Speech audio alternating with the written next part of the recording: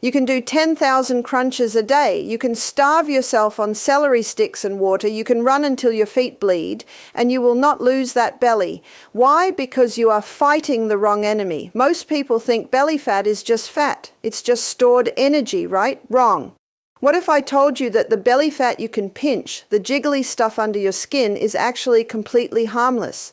The real problem is something you cannot pinch. It is a hidden parasitic tissue buried deep inside your torso, strangling your liver, choking your pancreas, and destroying your heart. It's called visceral fat. And here is the scary part. You can be skinny everywhere else, arms, legs, face, and still have a dangerous amount of this stuff packed inside you. It's a condition I often call TOFI, thin outside, fat inside, and I believe it is arguably more dangerous than being overtly obese.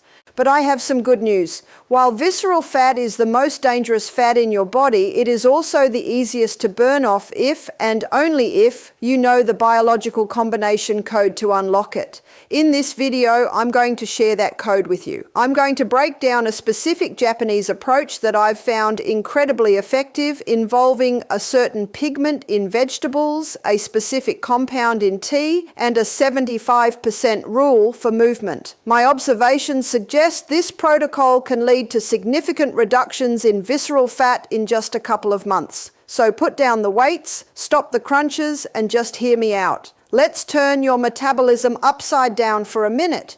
To understand how to get rid of this, you have to understand what it is. Visceral fat is not like the fat on your arm. The fat on your arm is subcutaneous. It's passive storage. It just sits there like a savings account. Visceral fat is biologically active. It acts more like a gland than fat.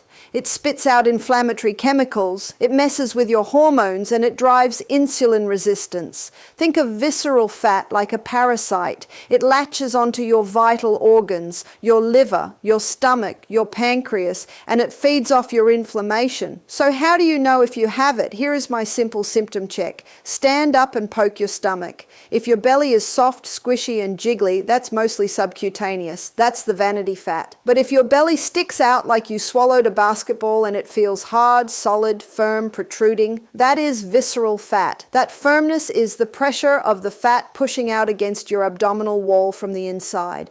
That is your liver screaming for help. So how do we address this parasite? We need a 3-step attack. We need to cut off its food supply, block its enzymes, and then burn it out. Step 1 involves your diet, but I'm not going to tell you to just eat vegetables. That's boring, and it's not specific enough. We need to target the root cause of visceral fat. What causes it? It's usually an excess of energy that leads to oxidative stress. Imagine your cells are like a car engine. When an engine runs too hot for too long, it starts to rust. That rust is oxidative stress. Visceral fat loves that rust. It thrives on it. To address the fat, we need to scrape off the rust. And the most powerful rust remover in the natural world comes from a specific family of compounds I call carotenoids. Carotenoids are the pigments that give plants their color. It's the orange in a carrot, the red in a tomato, the deep green in spinach. I once encountered a fascinating study, a double-blind one conducted in Japan, where participants simply increased their intake of carotenoid-rich vegetables, specifically carrots and cabbage, for just 8 weeks. Here is what I learned happened. The carotenoids acted like a shield.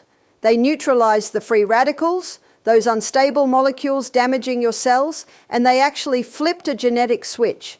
They turned on the genes that burn fat, and they turned off the genes that store fat. The result was a significant reduction in visceral fat just by adding color to the diet. So here is your protocol. You need to eat the rainbow, but not the Skittles version. I'm talking about sweet potatoes, bell peppers, spinach, squash, and carrots. If the food is beige, like bread, pasta, or crackers, it's feeding the parasite. If the food is vibrant orange, red, or green, it's addressing it. It's that simple. Now let's talk about what you're drinking. There is a specific drink that acts like a key for your fat cells. You've probably heard that green tea burns fat. You might think, oh, that's just a myth. It is not a myth, but you have to understand why it works so you don't mess it up. Green tea is loaded with a polyphenol I call catechins. The specific one we care about is EGCG. Here is the mechanism, and I find this really cool. Think of your fat cells as having a front door. Usually that door is locked. Catechins help pick the lock. They stimulate your nervous system to boost fat oxidation, burning it. But they do something else. They also inhibit an enzyme called lipase. Lipase is the enzyme that breaks down dietary fat so your body can absorb it. When you drink green tea rich in catechins, you are basically putting a bouncer at the door of your gut saying, no, we aren't letting all this fat in. I recall a randomized trial, again double-blind, placebo-controlled, that showed drinking catechin-enriched green tea for 12 weeks significantly reduced visceral fat. But here is my warning, and this is where people get it wrong. You cannot just buy the sugary bottled green tea from the gas station. That is sugar water. It will make your liver worse. You want matcha or sencha tea? Why? Because you are consuming the whole leaf, which means you get a massive dose of catechins compared to a regular tea bag. And there is a synergy here. The caffeine in the tea works with the catechins to accelerate the effect. It's a 1-2 punch. The caffeine revs the engine, the catechins unlock the fuel tank. Now we get to the most important part, movement. Diet is great for total weight loss. If you stop eating, you will lose weight. But my observations show that while diet shrinks the whole body, exercise is the laser-guided missile for visceral fat. But what kind of exercise? Do you need to run marathons? No. In fact, that might raise your cortisol and make it worse. Do you need to be a powerlifter? Not necessarily. I want to tell you about a study that truly blew my mind.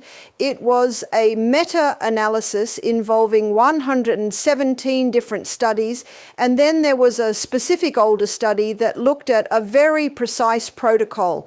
In this particular study, participants cycled for 45 minutes, just 2 times a week. That's it, 2 sessions. But, and this is the big but, they did it at a specific intensity. They rode at 75% of their V2 peak. After 2 months, guess what happened? They didn't lose much weight on the scale. And this is why I encourage you to throw your scale in the trash. The scale didn't move much, but their visceral fat dropped by 48%.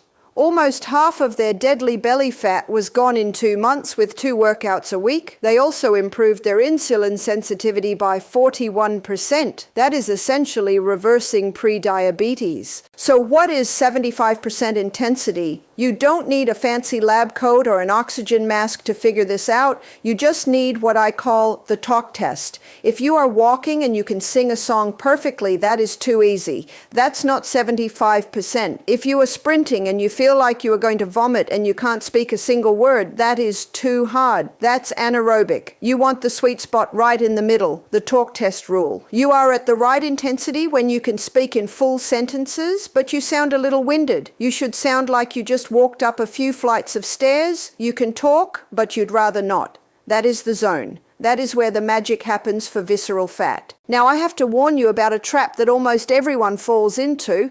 When people want to lose belly fat, their instinct is to starve themselves. They cut calories to 500 a day. They do OMAD, 1 meal a day, improperly. They fast for days without preparation. Here is the problem. My data analysis shows that calorie restriction hits a wall. There is a limit to how much dieting helps before your metabolism slows down to protect you. Your body thinks it is starving, so it holds on to the fat. Exercise is different.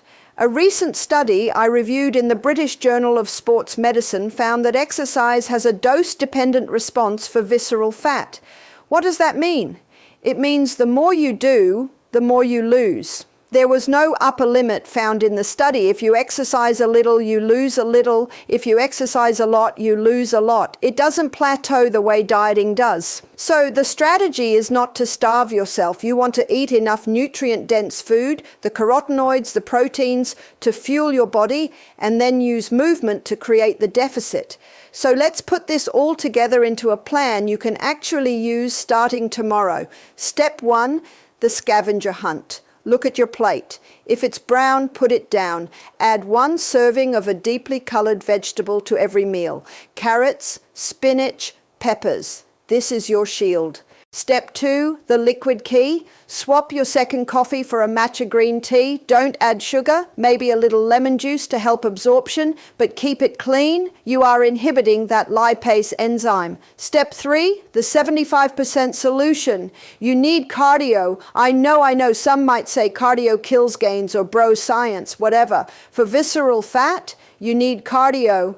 Aim for 3 to 4 sessions a week, 45 minutes long. Whether you cycle, run, row, or just walk up a steep hill, it doesn't matter. Just use the talk test. If you aren't slightly out of breath, you aren't burning the belly. And finally, consistency beats intensity. The best exercise is not the one that burns the most calories on paper. It's the one you will actually do 3 months from now. If you hate running, don't run. Go for a ruck walk with a backpack, go swimming, just get the heart rate up. Visceral fat is dangerous. It is the driver of almost every chronic disease we face. But your body is resilient. It wants to heal.